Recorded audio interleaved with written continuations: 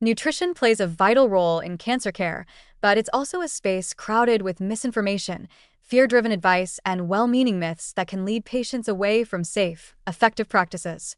In the search for answers, particularly after a diagnosis, many people turn to dramatic dietary changes, eliminating entire food groups, following unproven regimens, or adopting restrictive habits based on popular claims. While the intent is often to support healing, these myths can create false hope, interfere with treatment, or even cause harm. Clearing up some of the most common misconceptions is essential to ensure that nutrition remains a tool for support, not confusion. One of the most persistent myths is the idea that sugar feeds cancer. It's rooted in a kernel of truth. Cancer cells, like all rapidly dividing cells, consume glucose for energy. But the leap to eliminating all dietary sugar or carbohydrates is scientifically unfounded. All cells in the human body rely on glucose to some extent, and the body tightly regulates blood sugar regardless of dietary intake. Removing sugar from the diet won't selectively starve cancer cells without also depriving healthy tissues, especially the brain and immune system, of a key fuel source. More importantly, extreme low-carb or ketogenic diets may lead to weight loss, muscle wasting, and nutrient deficiencies in already vulnerable patients, potentially weakening their ability to withstand treatment. Managing blood sugar through balanced meals and overall metabolic health matters, but cutting out fruit, grains, or other natural carbohydrates in the name of cancer prevention is not only unnecessary, it can be counterproductive. Another common claim is that alkaline diets cure cancer by making the body less acidic. Proponents argue that eating alkaline-promoting foods like leafy greens, citrus, or almonds changes the body's pH and creates an environment where cancer cannot grow. But this idea misunderstands basic physiology. The body's pH is tightly regulated by complex buffering systems, particularly in the blood, where even slight shifts can be life-threatening.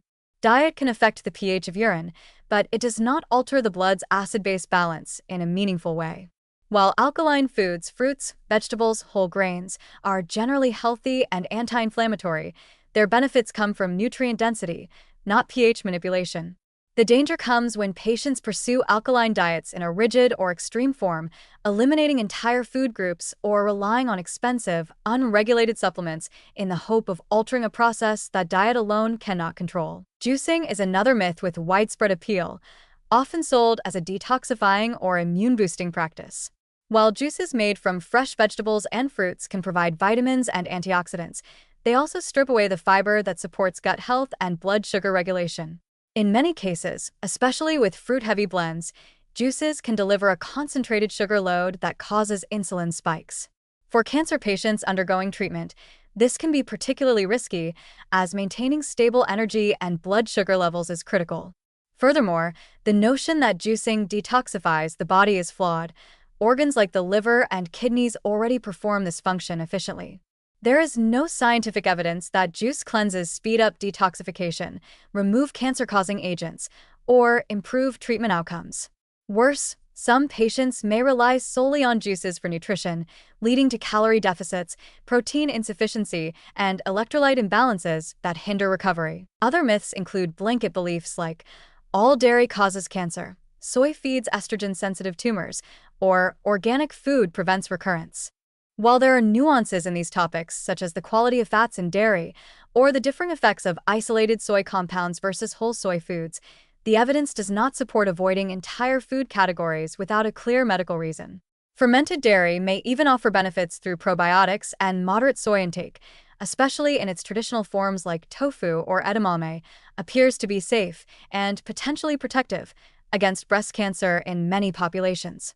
As for organic foods, while they may reduce pesticide exposure, they do not confer automatic cancer protection, and stressing over food purity can sometimes lead to unnecessary dietary anxiety. The common thread in all these myths is a desire for control.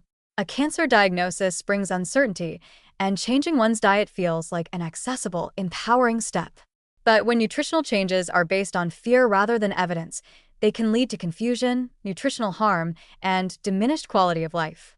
Worse, some individuals abandon conventional treatment in favor of aggressive dietary regimens promoted by unlicensed practitioners or wellness influencers, delaying care that could be life-saving. The antidote to these myths is not rigid skepticism, but clinically informed clarity. Evidence-based nutrition in cancer care emphasizes adequacy, balance, and personalization, tailoring food choices to the individual's needs, symptoms, treatment side effects, and long-term goals. It supports whole foods over supplements, consistency over extremes, and professional guidance over internet advice. While there is no miracle diet that cures cancer, sound nutrition remains a powerful ally in supporting treatment, reducing side effects, and improving resilience during one of life's most challenging journeys. Letting go of myths is not surrender, it's making space for what truly works.